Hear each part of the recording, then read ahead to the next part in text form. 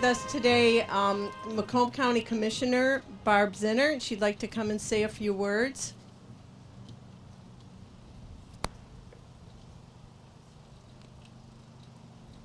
Thank you, Sue, and hello, everyone. When I talked to Sue and she asked me if I wanted to say something. All right, thank you. I said to Sue, I think I can say something. Well, I thought of something. When my father passed, which would be the second parent, my sisters and I went through the house, and far back, packed far away, were 3 packages of letters with ribbons around them, just like you see in the movies. And I opened one pack and read a couple letters, and it was when my father was in the Philippines during World War II. My Uncle Tony, who I never knew, was in Europe. He passed 1 month later in March of 1945. And the letter was written roughly. Many words weren't spelled right. And I looked at the bottom to see who wrote it. And it was my great-grandmother, his grandmother, of course. And she wrote, Billy, I never heard my father called Billy. Billy, you know I don't write much. And here's this farm lady from Macomb County, never probably thought she'd ever write a letter to the Philippines, especially in that time. You know I don't write much, but with Tony passing, I want you to know, here we have each other to care for and to hold us up, all of us up. But you have nobody. And just, she wanted him to feel her arms around him. I would like every veteran and everyone in the military, especially if they're out of the country, to feel Americans' arms around them. Because Macomb County and Harrison Township and the shores that I represent, we love our veterans. We love our military. We love our police and our firemen that take care of us. They work for the Lord, and I'm very happy for them, and happy and blessed Veterans Day to all of you and to all of our veterans. Thank you.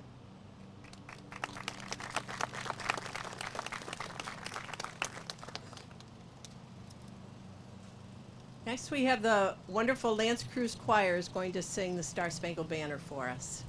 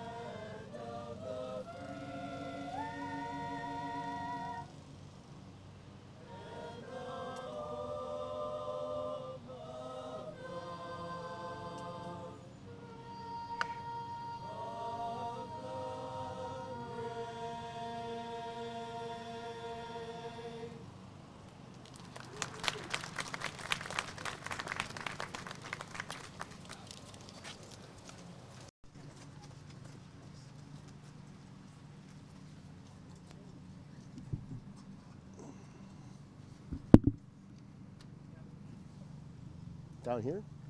Oh, gotcha. Let's try that.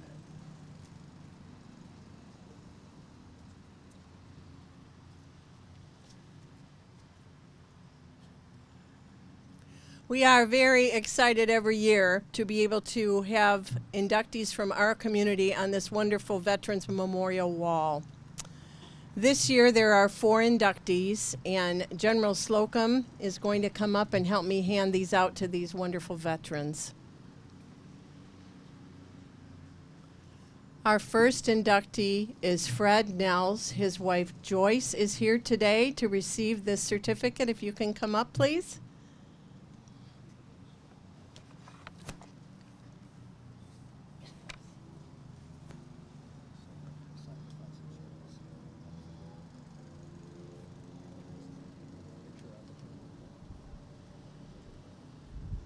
The gentleman at the back is doing some lovely cable pictures.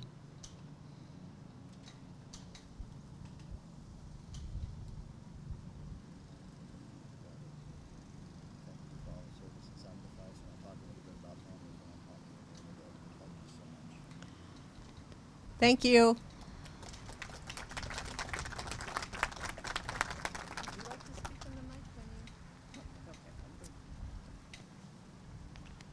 Our next inductee is Mr. Henry Pop. Henry?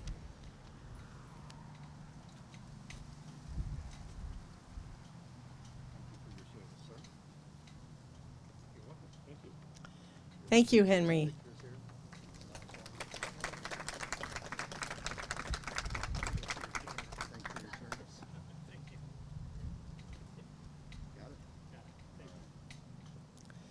Bruce Schrade.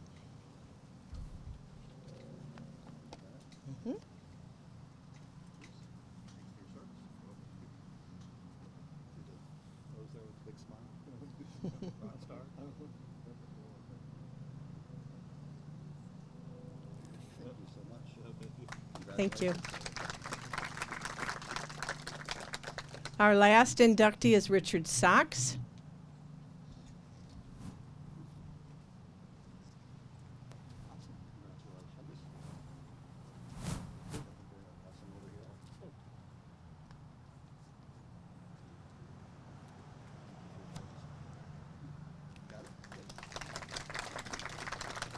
Thank you very much for all the wonderful inductees who chose to submit their names.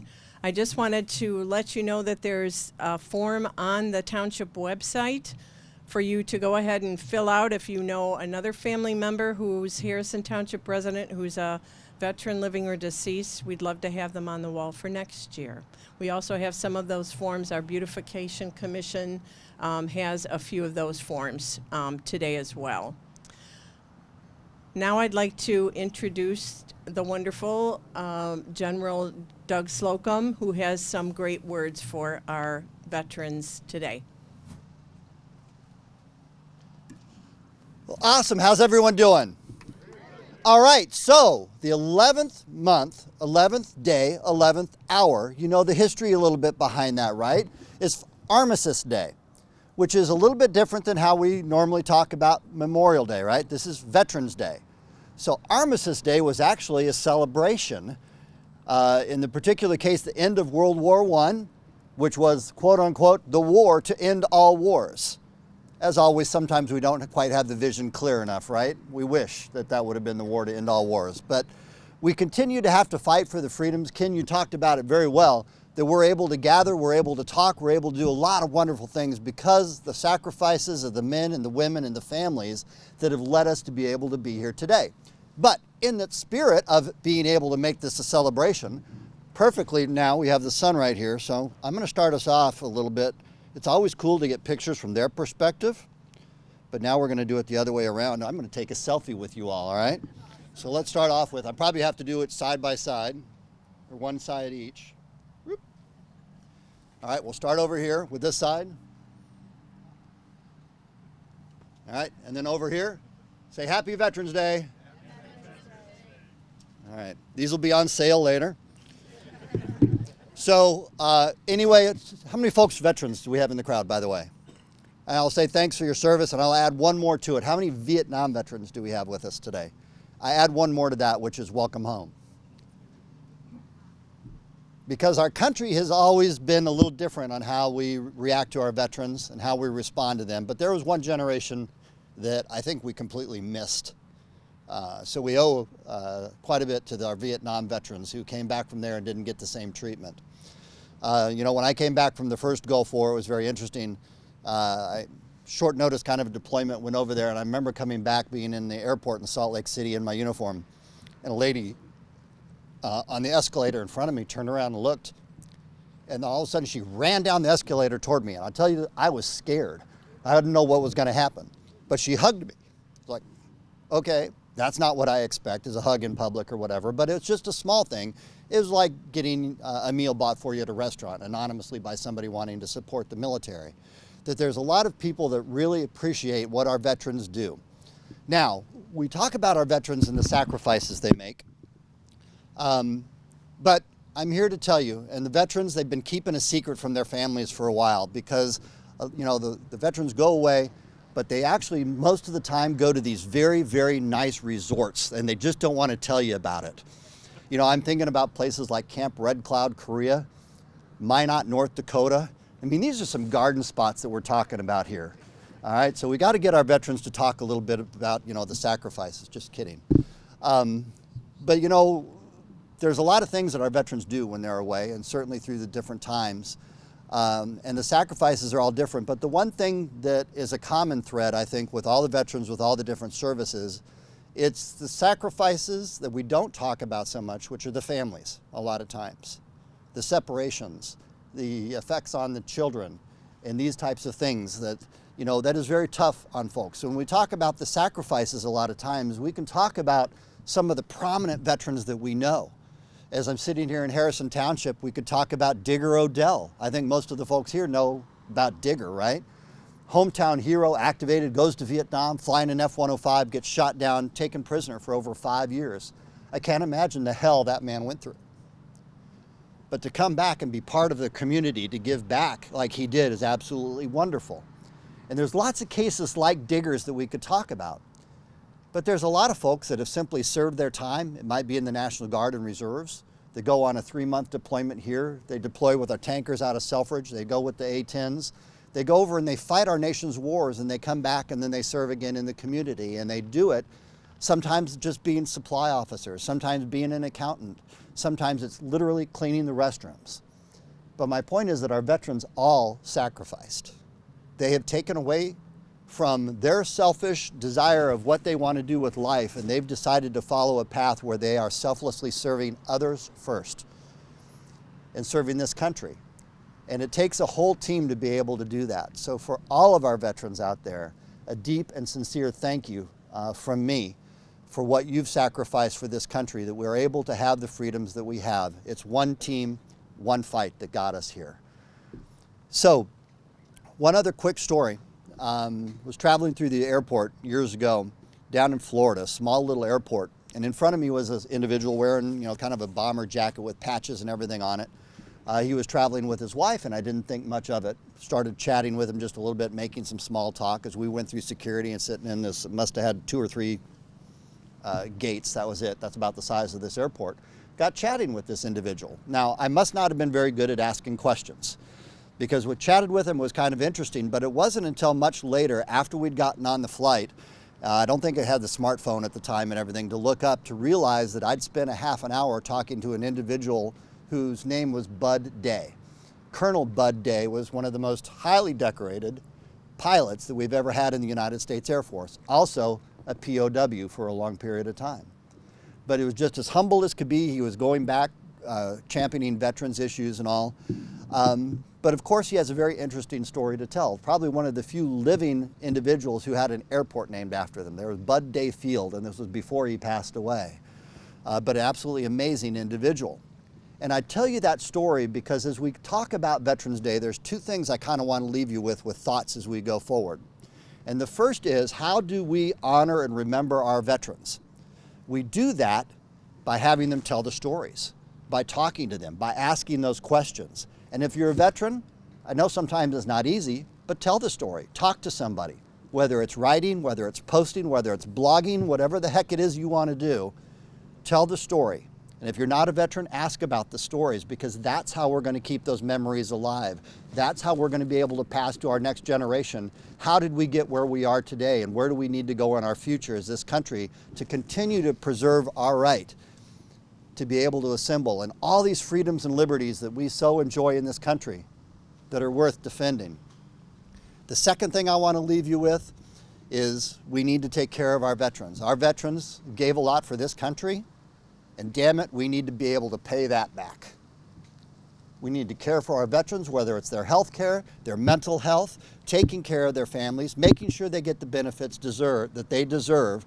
And we can do that by championing, voting for people who support our veterans for whichever party they happen to be from, talking about our veterans and making sure that that stays a priority of our nation as we go forward. So talk and support. And those are the things that we can do to help celebrate our wonderful veterans that we have. Once again, I had the wonderful honor of representing the men and women of our hometown air base out here at Selfridge, which, oh, by the way, they're working this weekend. They're sacrificing away from their families as we speak to be ready to be able to serve our nation and to serve our state. But it's an honor to be part of this. Thank you again for the invitation to be here, and I hope that this week you have an amazing, awesome, and a celebration of our veterans this week. Thank you.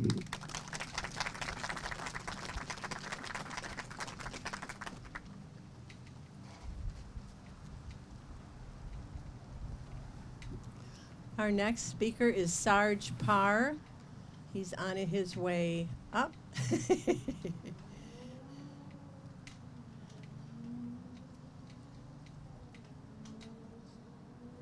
Sarge has this wonderful honor guard that you see today.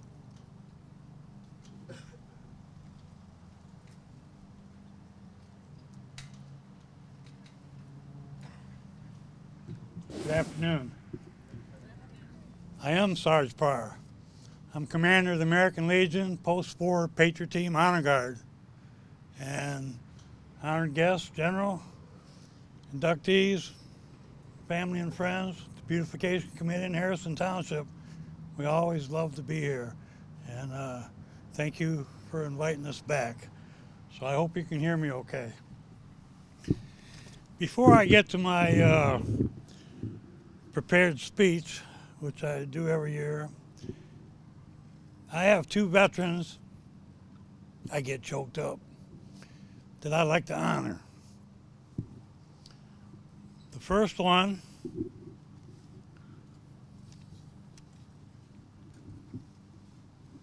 he's a big man with a big heart. He's low key. But if you ask him to do anything, he'll do it if he has the power to do so.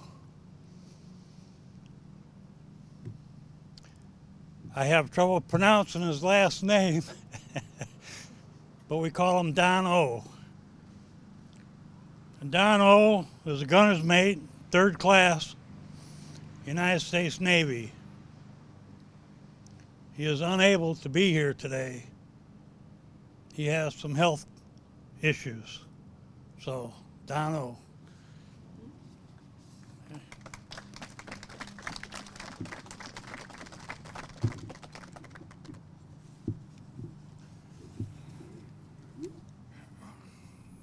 This next veteran,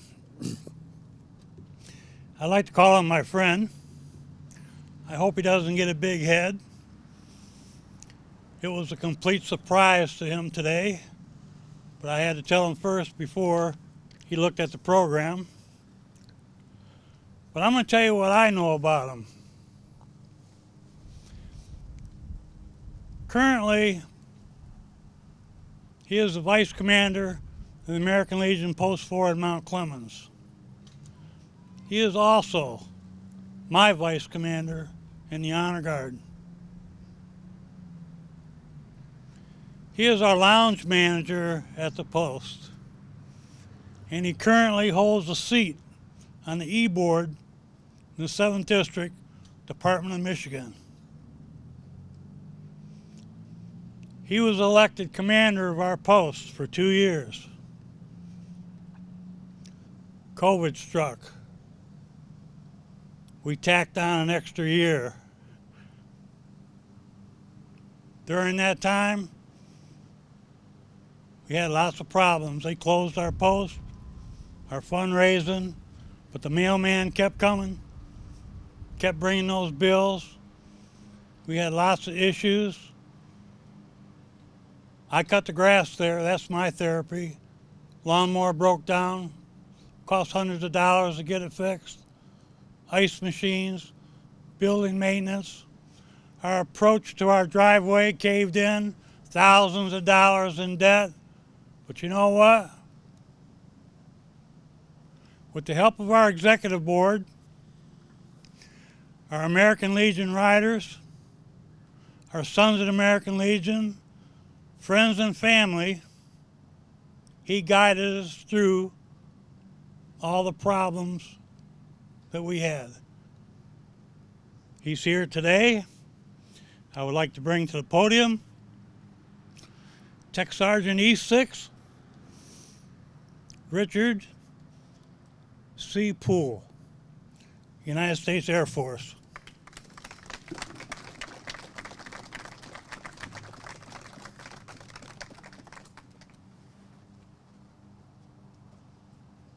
Turn around in case somebody wants to take a picture here. This is yours. Thank you. You know the story. Okay, thank you. All right.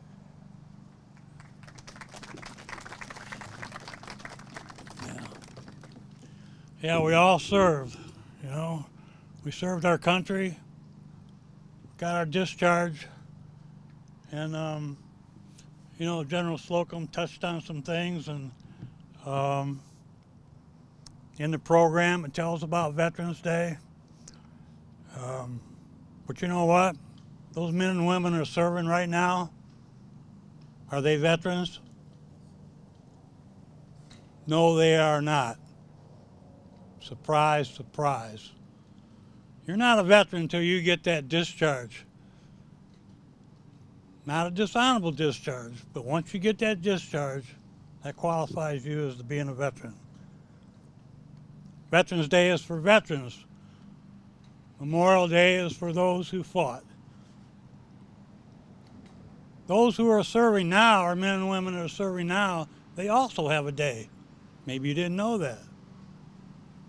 It's on the third Saturday in May.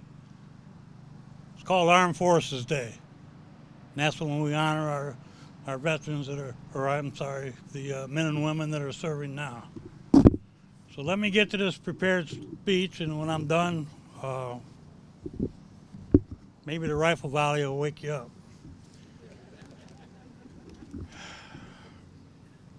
I only read through this once, so do my best.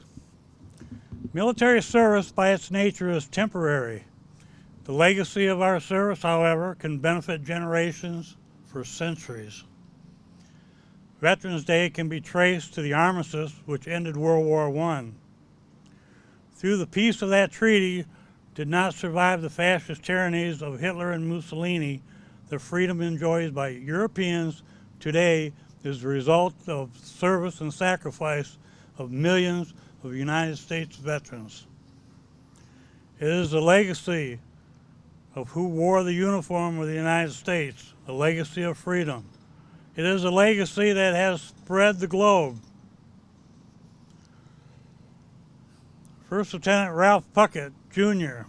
was commanding. He was outnumbered, seriously wounded twice by the enemy in Korea during a two-day battle in 1950. He continued to lead his company of Rangers through machine gun fire to order to capture objectives and direct artillery.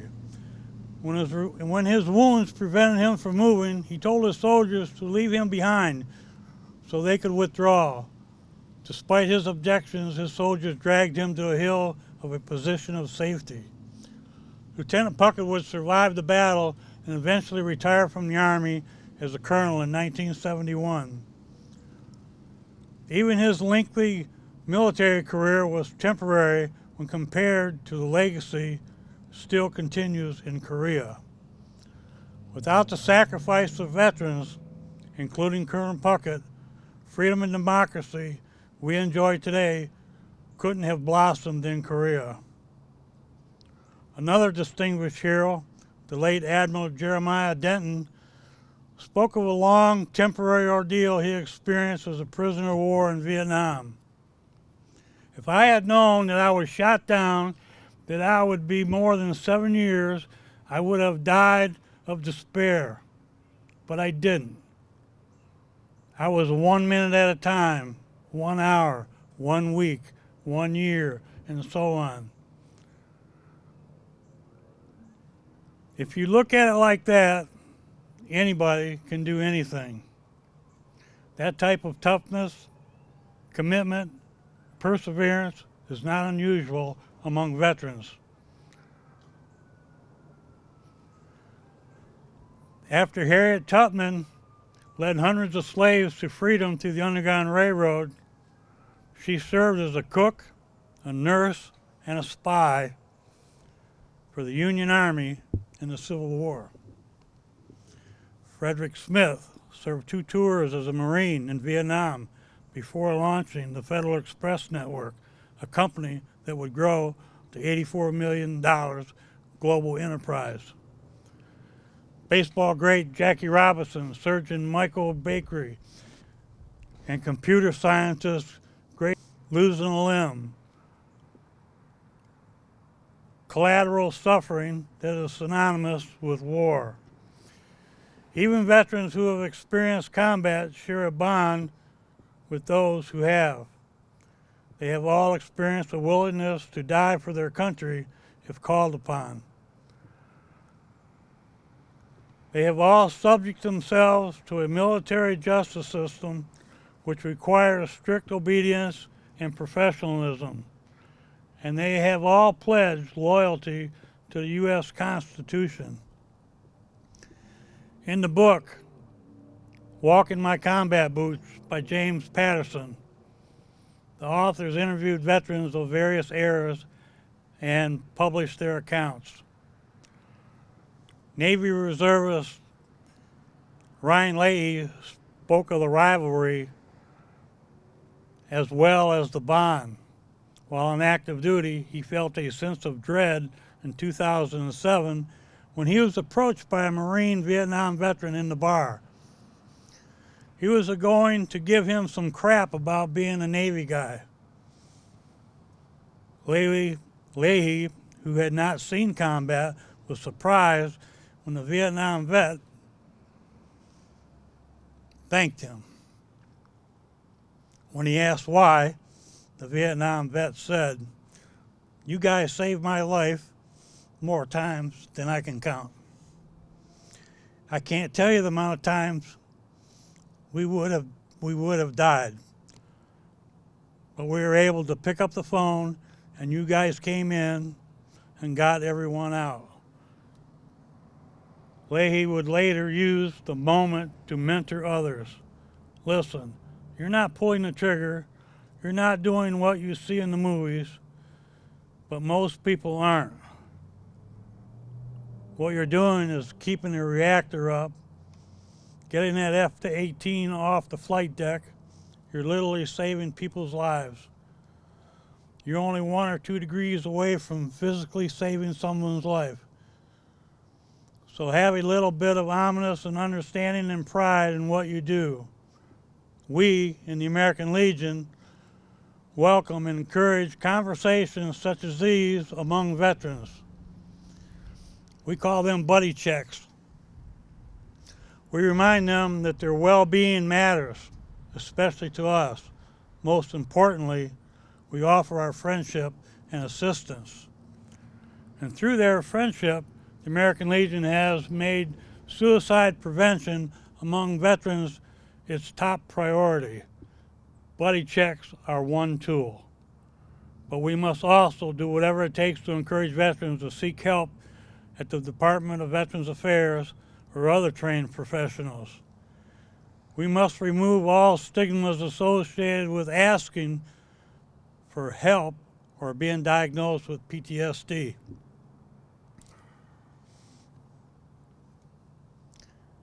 You can also show your support with these great men and women by hiring veterans in your workplace, patronizing a veteran's own business, or donating to a veterans program, and you can simply thank them for their service. For many veterans, our nation was important enough to endure long separations from their families,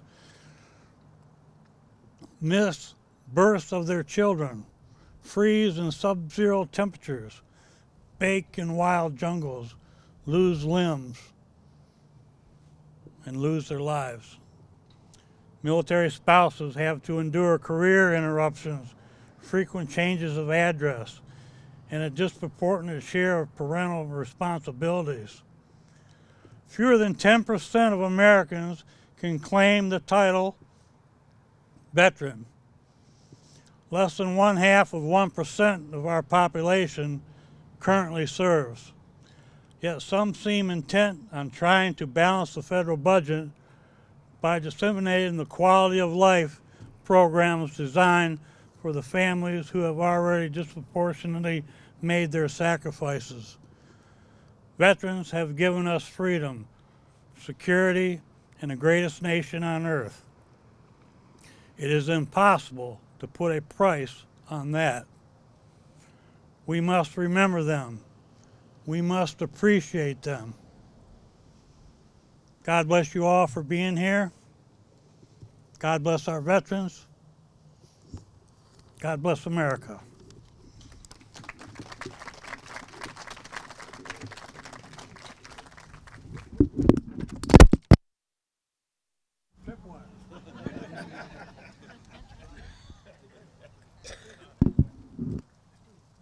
Thank you.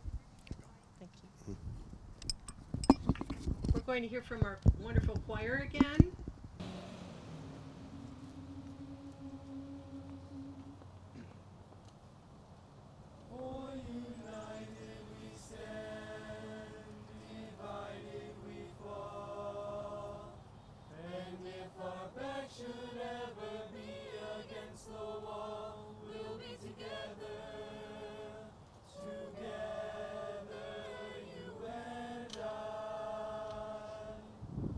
There's no barrier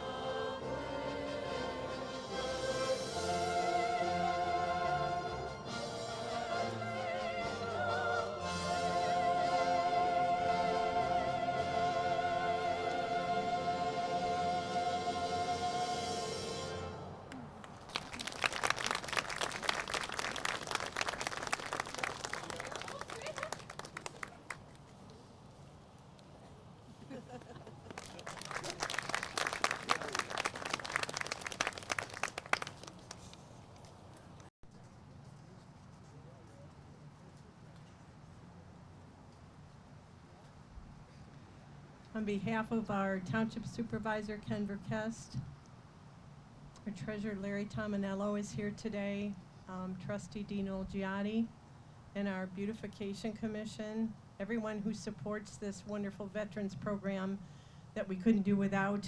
We appreciate our speakers so much and are so grateful that we can honor our veterans today.